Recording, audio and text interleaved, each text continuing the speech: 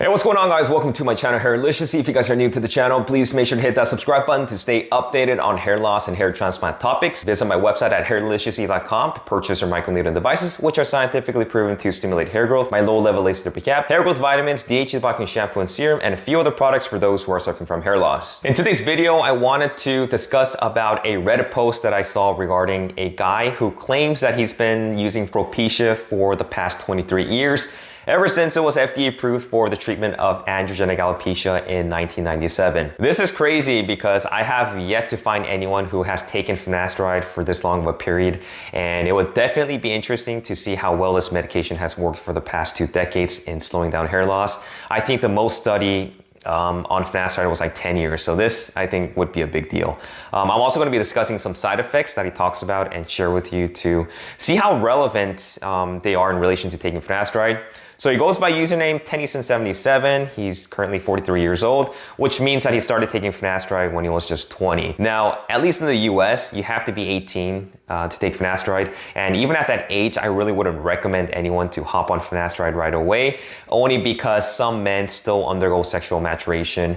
And I definitely wouldn't recommend anyone under 18 because you could severely inhibit sexual development, which obviously is not something that you want to mess with. Basically, in his Reddit post, he talks about how he started losing hair when he was 20 years old. And so he went to a dermatologist and was diagnosed properly with androgenic alopecia. And he says that he convinced the doctor to prescribe him Prosker, 5 milligrams, and started taking a fourth of that at a dosage of 1.25 milligrams. And after 23 years of being on Finasteride, he finally is throwing in the towel as a result of experiencing various side effects over the years.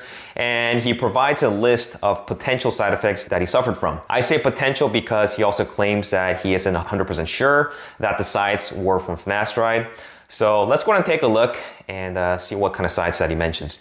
The first one that he talks about is weight gain. He says that he was 197 pounds when he started taking Propecia. 2 years after, he shot up to 236 pounds, and ever since, he had a difficult time shedding the weight.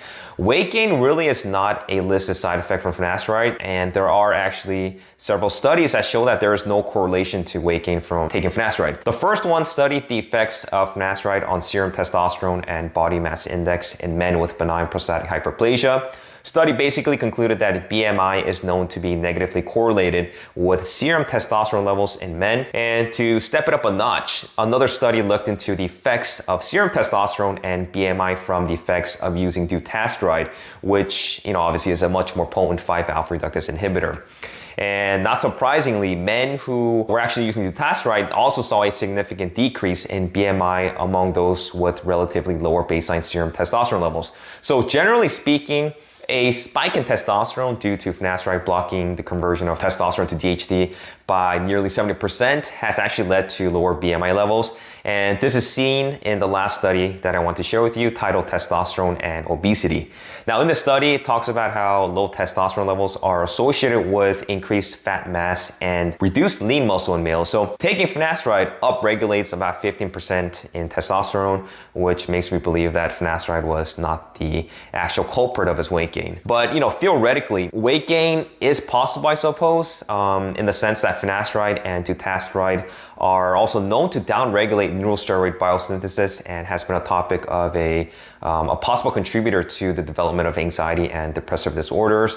And oftentimes, people who are suffering from depression show a lack of interest in just doing anything, exercise included, and also an increase in food consumption, which can obviously cause weight gain. So I don't think Finasteride directly is the cause of weight gain, but rather the inhibition of these neurosteroids that could potentially trigger things. It's also likely from a slowdown of his metabolism as he aged over the past 2 decades. So generally speaking, I wouldn't contribute Finasteride as a direct cause of his weight gain at all. The second side effect he talks about is having low libido. He states that morning erections disappeared, and he also talks about a limp penis during sex.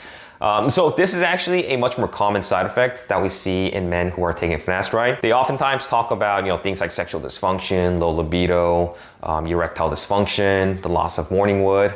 And so this is a side effect that can definitely occur from taking Finasteride, although it does only occur to a small percentage of Finasteride users. And it's actually caused by the suppression of DHT in the body. The opposite, surprisingly, can also happen as well with some men who report that Finasteride has has led to an increase in sex drive. So finasteride in itself does not cause sexual dysfunction or issues with libido. It's actually the inhibition of DHT and the elevation of aromatization that influences erectile function and libido due to fluctuating levels of testosterone and estrogen. There has to be a balance between testosterone levels and estrogen, and when you don't have a proper baseline blood work done prior to taking a drug that is going to affect your hormonal profile, I think you're just really setting yourself up for disaster because you have nothing to compare with in the event of an adverse side effect. While finasteride does lead to an increase in about 15% increase in testosterone and estrogen levels, there's a good possibility that a good chunk of total testosterone can be bound up by SHBG, or maybe perhaps estrogen levels have skyrocketed beyond the normal values due to testosterone aromatization, and this can just as likely lead to sexual side effects, especially when the ratio between testosterone and estrogen is drastically upregulated or downregulated. So overall, what this guy is experiencing is very possible and something that we do see in a minority of finasteride users. The third side effect he talks about is insomnia. Insomnia also seems to be one of the listed possible side effects from taking finasteride. Studies do show that this has been associated with the dysregulation of neurosteroids and androgen deficiency caused by 5-alpha reductase inhibitors. Low levels of allopregnanolone has been associated with major depression and anxiety and sleep disorders. And the thing is, when we actually look at pregnant women who experience postpartum depression due to low levels of allopregnanolone, infusion of allopregnanolone through drugs like brexanolone, which is a synthetic form of allopregnanolone, has been shown to be beneficial in treating these conditions.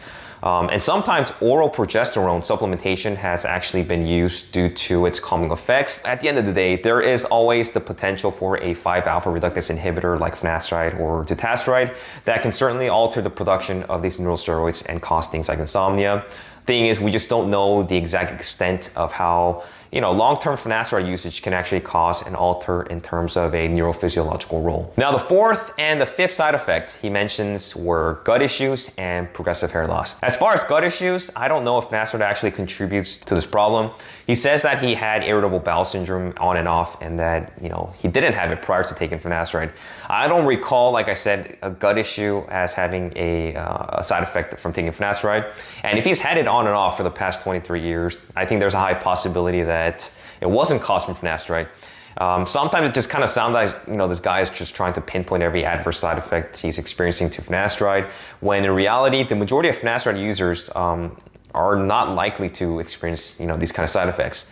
I'm also not trying to downplay the fact that he's suffering from sides, and there is a likelihood that some of these were attributed as a result of finasteride, but you also kind of have to look at it from both sides.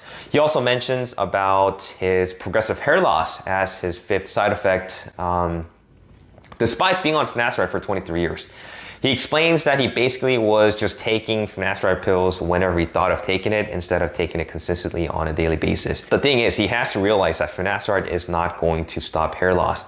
It slows it down, but in no way is it going to prevent further hair loss. Finasteride doesn't inhibit all of the androgens in the body, and as a result of the remnants of DHT, the 30% that's still left, and also circulating testosterone, which would be in greater quantity as a result of 5-alpha reductase inhibition, can still lead to further miniaturization as they are androgenic in nature. He obviously wasn't taking the pill consistently and would go days without taking finasteride. Finasteride has a short half-life, and the recommended dosage is 1 milligram a day. So by not taking it consistently, he likely wasn't maximizing the DHT inhibition that you would typically see from daily ingestion and accumulation. So after 23 years of taking freaking finasteride, I'm sure that's more than what the age of some of you guys are. He recently switched over to topical finasteride in hopes of reducing side effects, and after using topical for 2 weeks, he says that he noticed the weight dropping as well as most of the sides disappearing. I recently covered a video on topical finasteride, and if you guys saw that, unfortunately, topical finasteride also does go systemic as well, so he's likely going to have to monitor, and hopefully he doesn't experience any side effects.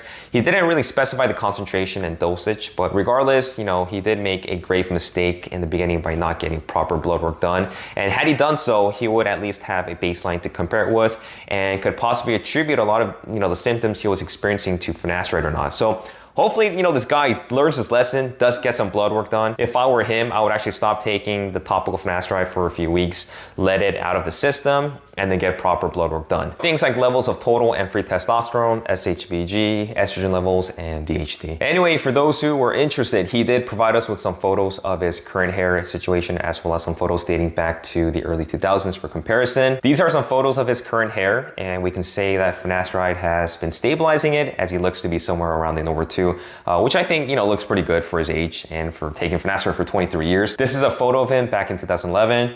And it's not the best photo, but we can see temple recession, and it looks like he was able to at least maintain what he had. Here's another one from 2005, and we can see his hairline, nothing severe by any means, and it looks like he's just been able to maintain the hairs he had. So overall, I think it's good to get insight on someone who especially has been using finasteride for over 2 decades. I'm sure there's plenty of finasteride users who have been taking it just as long as this guy has, and despite the minority of users who experience side effects, as it was in this guy's case, most people are able to really slow down, you know, the progression of hair loss without experiencing, you know, any side effects. So that wraps up this video. Hope it's been helpful. It's always interesting to see how other people respond to treatment, especially after using it for such a long period of time. It just shows how crucial it is to get proper baseline blood work done before taking a drug that alters your hormonal profile, especially if you guys are prone to sensitivity. Most people, like I said, are not going to be susceptible to side effects, but it's always good to have it as a backup for something to reference back to if you do end up having side effects. Thanks for watching, guys. If you guys have any questions, make sure to leave me some comments in the comment section below, and I will talk to you guys in my next video. Take care.